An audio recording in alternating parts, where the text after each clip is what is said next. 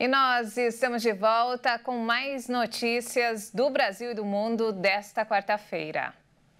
O mês de março bateu recorde, se tornou o mês com mais mortes por dengue desde o ano 2000, quando os casos começaram a ser contabilizados.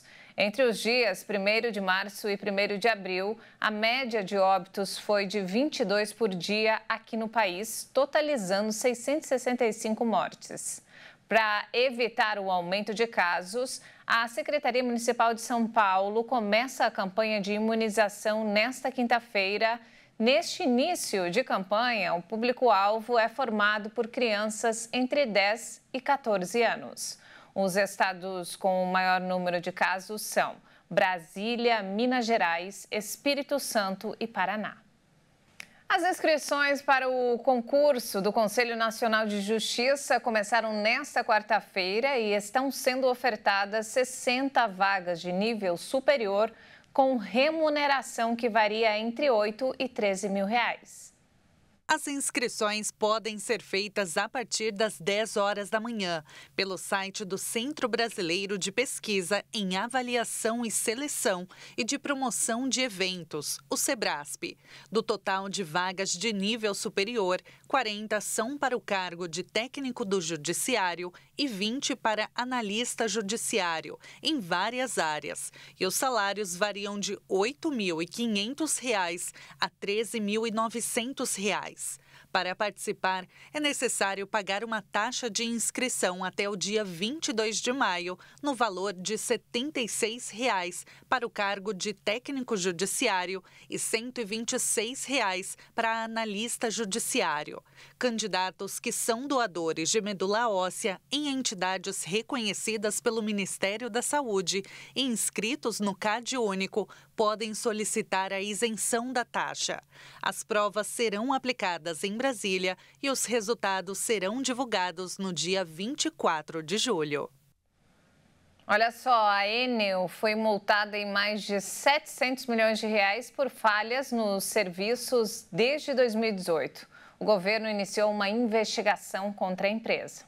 Os dados são da Agência Nacional de Energia Elétrica, a ANEEL. No total, são 386 milhões de reais em compensações financeiras por falhas nos serviços e 320 milhões de reais em multas desde 2018, quase 100 milhões de reais por ano. 2 fiscalizações contra a Enel foram confirmadas para checar se a empresa perdeu capacidade ou não possui infraestrutura suficiente de prestar serviços à população de acordo com as exigências contratuais. O governo federal também determinou uma investigação contra a Enel que pode resultar no cancelamento do contrato. A ANEEL também registrou que os moradores de São Paulo têm que esperar mais de 12 horas até que a energia seja restabelecida. E nos destaques internacionais, um terremoto de magnitude 7,4 atingiu Taiwan, deixando pelo menos 9 mortos e mais de 800 feridos e cerca de 50 pessoas ainda estão desaparecidas. Esse foi o maior terremoto a atingir o país em pelo menos 25 anos. O tremor causou danos em vários prédios e alertas de tsunami emitidos na costa leste da Ásia foram suspensos algumas horas depois. O epicentro foi localizado 18 quilômetros ao sul de Hualien, com uma profundidade de quase 35 quilômetros. Quase 100 mil moradores estão sem energia.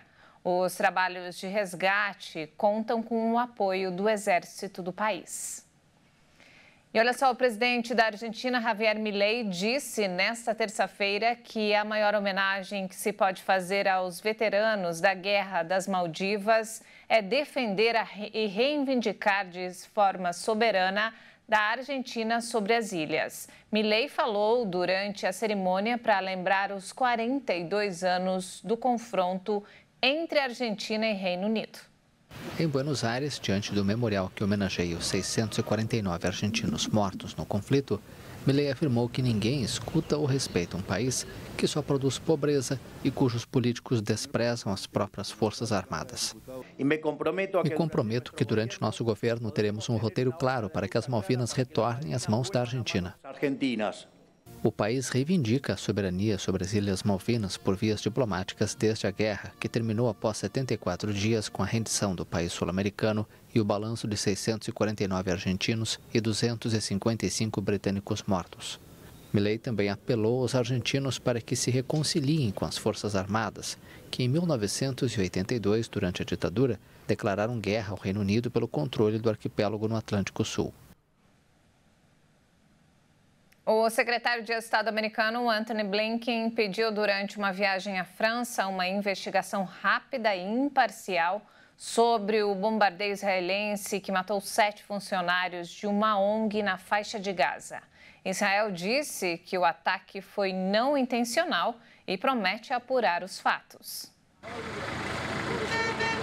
O primeiro-ministro de Israel, Benjamin Netanyahu, admitiu que um comboio de 2 carros da organização foi atingido por um ataque não intencional enquanto deixava um armazém na cidade de Deir el-Bala.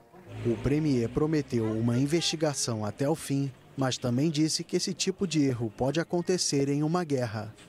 O episódio gerou indignação internacional, com vários países cobrando respostas de Israel pelo bombardeio. A WCK, que fornece milhares de refeições para os moradores de Gaza, suspendeu suas atividades no território palestino. Falamos diretamente com o governo israelense sobre esse incidente particular. Cobramos uma investigação rápida e imparcial para entender exatamente o que aconteceu.